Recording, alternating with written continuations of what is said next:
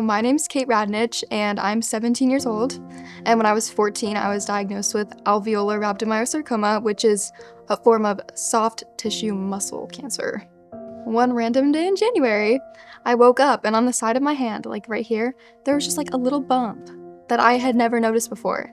I get it surgically removed probably like 5 months later. And then like 2 months later, we got a call and they're like, hey, like we got the results, it's not what anybody expected, and you have cancer. That afternoon, I was stuffing my wedding envelopes because I was about to get married. It was about 3 months before my wedding, and my doctor called me. Sorry.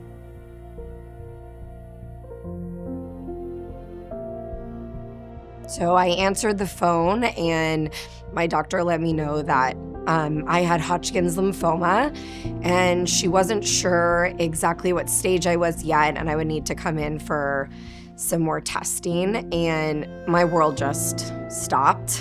And I remember just crying, and I did not want to shave my head.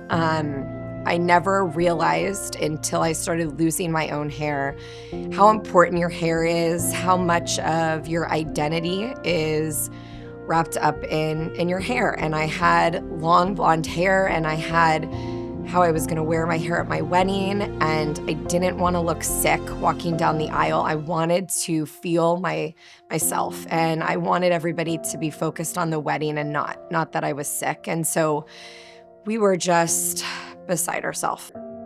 So when I lost my hair, it was obviously very traumatizing to say. Being sick is one thing, but like having everybody know that you're sick and they can immediately see like, oh, like she has cancer, that's another thing. And that was the thing that bothered me the most, is that people couldn't really see past my illness because all they could see was like, oh, she doesn't have hair, she must have cancer. My friends knew this. They listened to me and watched me with the struggle, and they got together and they went and did the wig research for me because that was hard. And they were like, let's come together and let's raise money and get people to donate to get Chelsea her perfect wig for her wedding. And I was blown away at their generosity and support. It was everything I needed that I wasn't even aware that I needed it at the time. And we all looked at each other and we knew that this idea was special. And we knew that it was a small gesture that was going to be life-changing. And we wanted to turn that into helping not just one, but helping as many as we could. And so we came together and we started Wigged Out. And that is exactly what Wigged Out does. We want to make sure that we are giving back a sense of self to anybody struggling with hair loss. Losing your hair is incredibly difficult, and we wanted to take the financial burden away and be able to get people the hair accessories, the wigs, anything that they needed to make themselves feel better. The first time I saw myself in a wig, it was a lot like better than I expected it to be. Because, I mean, for the most part, it looked like my hair. And like I could tell that it wasn't necessarily my hair, but I didn't think anyone else was gonna be able to, and that provided me a lot of comfort. And so looking in the mirror just became like, oh, like that's me. That's the new me. So.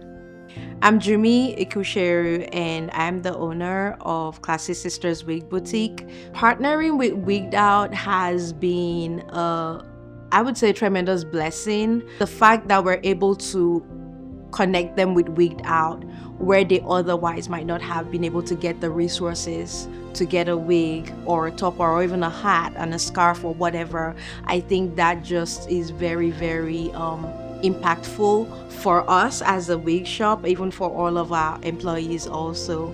So yeah, it's been a tremendous blessing. Yeah.